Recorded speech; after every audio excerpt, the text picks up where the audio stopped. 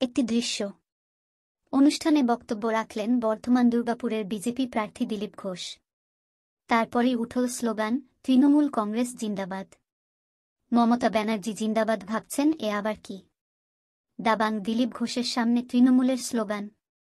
দৃশ্যটি কাল্পনিক নয়।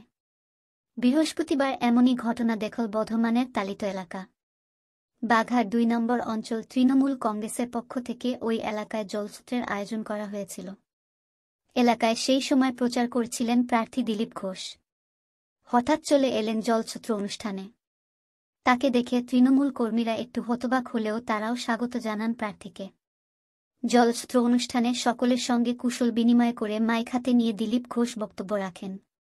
পথচলতি সবাইকে আহ্বান জানান জলসূত্রে আসার জন্য। তার সঙ্গে সেই সেলফি তোলার আবদার জানান এক তৃণমূল কর্মী। বিজেপি প্রার্থী তার সঙ্গে সেলফিও তোলেন হাসিমুখে। সেই সময় মাইক হাতে নিয়ে দলের স্লোগান দিতে শুরু করেন এক তৃণমূল কর্মী। একে সৌজন্যে রাজনীতি হিসাবেই মনে করছে তৃণমূল। তৃণমূল কংগ্রেসের মুখপাত্র প্রসেনজিৎ দাস বলেন, এর সঙ্গে কোনো রাজনীতির সম্পর্ক নেই। বিজেপি প্রার্থী কেন, যে কোনো রাজনৈতিক দলের প্রার্থী আসতে পারেন এই অনুষ্ঠানে, তার বক্তব্যও রাখতে পারে।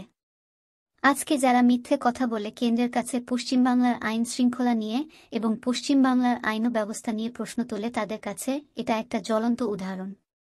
তিনি আরও বলেন, জলসূত্র অনুষ্ঠানে দিলীপবাবু এসেছেন, আমরা তাকে স্বাগত জানিয়েছি। এই ঘটনার এক পথচারীর মন্তব্য, ভোট বালাই বলে কথা। পূর্ব বর্ধমানের গলসিতে প্রচারে বেরিয়ে রাম মন্দিরের ক্যালেন্ডার বিলি করলেন দিলীপ ঘোষ। এই প্রচার কর্মসূচি নিয়ে তিনি বলেন, দেশের কোটি কোটি মানুষের ইচ্ছা রাম মন্দির দেখতে যাওয়ার, কিন্তু এখন সবাই যেতে পারছেন না। তাই অন্তত মন্দির কেমন হয়েছে, ভগবানের মূর্তি কেমন হয়েছে, সেটা আমরা তাদের ঘরে পৌঁছে দিচ্ছি। ক্যালেন্ডার নেওয়ার জন্য প্রচুর মানুষ আসছেন বলে জানিয়েছেন বিজেপি প্রার্থী। তৃণমূলের রাজ্য মুখপাত্র প্রসেনজিৎ দাস অভিযোগ করে ক্যালেন্ডার বিলি করে নির্বাচনী বিধি ভঙ্গ করেছেন দিলীপ ঘোষ। তিনি বলেন, দিলীপবাবু বেশ কয়েকদিন ধরে প্রচারে গিয়ে ক্যালেন্ডার বিলি করছেন। নির্বাচনে এটা করা যায় না। কোনো প্রার্থী এটা করতে পারেন না, কারণ এটি নির্বাচনী বিধিভঙ্গের মধ্যে পড়ে। ভোটারদের কিছু দিয়ে প্রলোভন দেখানো ঠিক নয়। আমরা দলের পক্ষ থেকে নির্বাচন কমিশনে অভিযোগ জানাব।